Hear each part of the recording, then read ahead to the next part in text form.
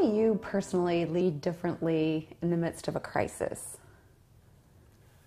I think that in the midst of a crisis, it's really important to focus on communication, but the right kind of communication.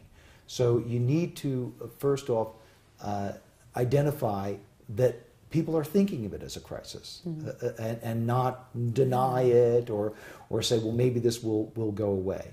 And you need to understand that everyone involved wants to have the sense that they are being communicated to, that they understand what is going on at a particular time. But then you need to select those people who can actually solve the crisis and have an entirely different set of interactions with them that is much more detailed in that way.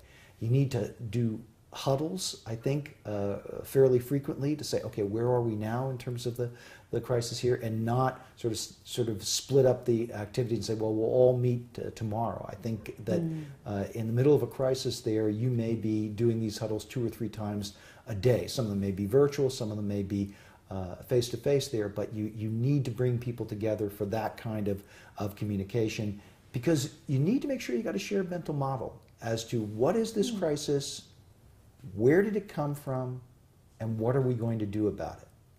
Because what often happens in crises is that everyone has their own mental model about it there, and there is no attempt to reconcile those because you're too busy trying to follow up on your mental model and solve the crisis there. And so slowing down a little bit in order to make sure that everybody is on the same page is critical.